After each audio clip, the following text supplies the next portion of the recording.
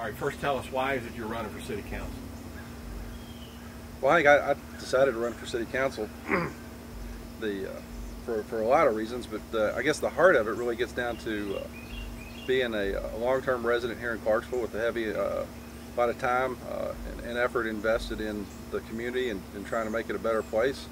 It seemed to me that the city council is the ultimate in the boards and commissions, and then probably the place where you can have the most influence to try and bring about some positive change. You know, we've grown our business here, we've raised our children here. We want our children to come back here, and as a way to get our children to come back here, I think we need to move the city forward in a positive manner and kind of improve on things. And the place where I think I could have the most impact with that now is on the city council.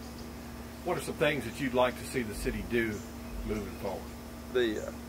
I'd like to see the city do a lot of things, and you know, the fiscal constraints are a reality that we have to deal with. So, you know, we probably won't be able to do everything I'd like to see us do.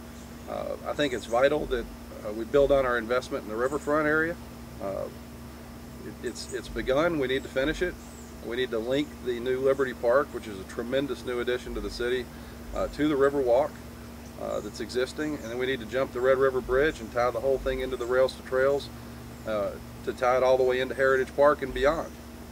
It's just a huge opportunity. We've already got several of the pieces there. We need to pursue it and get it done. We need to accept the reality that the state of Tennessee can't solve all of our traffic problems, and as hard as it may be, the city of Clarksville might actually have to, you know, build some roads. We're growing fast. It's a fact that a lot of our major thoroughfares are state routes, but the state's not going to solve all of our problems. We need to be more aggressive in moving forward in that area. You're concerned about a perceived conflict of interest with the incumbent that you're challenging, Joel Wallace, and the law firm he works for and the committee he sits on. Talk to that for a little bit about what a problem you think that might be. I don't think it's perceived. It's pretty much black and white. You know, the charter says that you can't serve on a board or commission, and I would assume that would include the city council, the ultimate board or commission, and your business, do business with the city of Clarksville. Mr. Wallace is not just on the board or the city council, if you will. He's actually the chairman of the finance committee, and the finance committee pays the bills. And right there in the finance committee minutes are bills being paid to Cunningham, Mitchell, and Riccone, where Mr. Wallace is not just an employee, he's a partner. So I don't think it's a perceived conflict of interest. It's straight up. It just is what it is. How come so many people have resigned from certain boards and commissions, but it doesn't seem to apply to Joel Wallace? You'd have to ask Joel Wallace that one. You got me. I know a lot of good people resign from boards and commissions because they didn't even want the appearance of a impropriety or a conflict of interest. They didn't even want to have to potentially cross that hurdle. You know. All right, you've questioned Mayor McMillan's husband, Judge Larry McMillan, the idea that he has political signs for Joel Wallace on his property as being an ethical question. Speak to that. Well, yeah, I mean, I think if you drove over there and you saw Mr. McMillan's commercial lot, that, you know, he in the paper this morning he referred to it as a vacant lot. He's got a pretty significant commercial building on the other end of the lot where he's got another Joel Wallace sign. So he's kind of splitting hairs and not quite getting it right there on the vacant lot. But it's not just the fact that he has a Joel Wallace sign out on his lot, which he freely admits he gave Joel Wallace permission to do. You don't see anybody else's signs on that lot. You don't see Mark Green, Bob Corker, Tim Barnes, Jeff Robinson. There's nobody else out on that lot. You know, and I own commercial properties, and I've got signs out, and over the years I've had people call me and say, "Hey, can I put my sign on your property?" And I think about it and I answer the question like, am I in favor of that guy or not? And if I let him put a sign on my property, well, I think that's an indicator of that I'm in favor of that particular guy. And I don't think there's any secret that the mayor has certain people who she wants to see get elected, and that's her prerogative. She could, if I was her, I'd just come right out and endorse them. If I thought I had any positive influence in the community, I'd say, I'm behind Joel Wallace, I want to endorse him. And that's fine. But she's the mayor, she's in the political arena. He's the judge. There's a Tennessee code judicial code of ethics that says in Canon 4, the judges don't get to play in that game. And I wouldn't think, if my job was being a judge, I would even want the hint of impropriety or the question of it. And it's not just that he's for Joel Wallace. You got to keep going, and Joel Wallace does business with the city, which is his wife, and it's not just that he's for Joel Wallace. Joel Wallace is an attorney who practices law in front of his court. It just keeps going. It's not just, oh, there's a sign on a vacant lot. It's really tied in a lot tighter than that. What are your, when you go door knocking and you're meeting the voters in your ward, what are some of the issues they're talking to you about?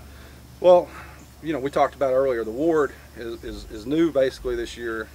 It's kind of a strange ward. It takes a long slice out of the middle of Clarksville. And we go from up around Glen Ellen Elementary School on the north side of the 101 all the way down through the kind of the center of town, intersection of Wilma Rudolph Boulevard and Dunbar Cave Road, over in down to the Willow Bend area, and then on down into Eastern Hills, Madison Street, a little bit of golf club. What I found is there's three distinct issues really that come to people's attention based on geographically where they are in the ward. In the north end of the ward up around Glen Ellen, they're concerned two things. The racetrack and the noise. Those folks want to be able to have their kids sleep at night. They want a comprehensive noise ordinance of some type.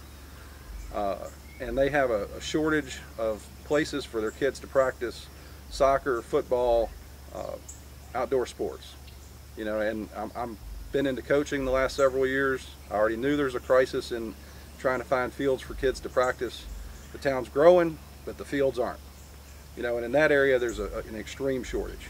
Then you come south into that Dunbar Cave area, and without a doubt, almost to a person, when you ask those people what is a problem in the city today that affects you, it's the intersection of Dunbar Cave Road and Old Russellville Pike.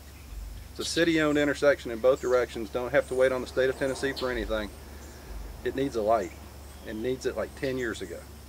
And that is a self-induced disaster every morning that negatively affects the quality of life of those people in that area. And then as you come a little bit further south and I knock on the doors into the Eastern Hills area, got some feedback on some zoning where Joel Wallace kind of went against the wishes of the neighborhood in that area on some rezonings around the Publix. But the predominant issue that they had over there is power. They're very frustrated with the frequent power outages. And you know, I understand CD's working to address that problem, but they haven't satisfied that neighborhood yet. I mean, those folks are aggravated. So those are kind of the primary issues, you know, as you come across the ward. I found it was interesting, particularly up in the north area. They're really not tuned into city politics at all, a lot of them. You know, it's a little bit more of a transient community, a little bit more military oriented. They want their streets to work. They want a place for their kids to practice ball. You know, they want to be able to sleep at night. As you come south, you get more and the more ingrained Clarksville, old line Clarksville. You know, they're a little more interested in the politics of it. But by and large, I think most people, if their power goes on, they can drive around town. They're not dealing with potholes, and their kids have got a place to play. They're probably going to be pretty happy. How can folks get in touch with you? I've got a website, jeffrobinsonforcouncil.com. Got a Facebook page, Jeff Robinson for Council on Facebook. Got email, jeff@jeffrobinsonforcouncil. And my phone number's on the jeffrobinsonforcouncil.com website. I go to work most days at Black Horse Pub and Brewery. I'm pretty easy to find.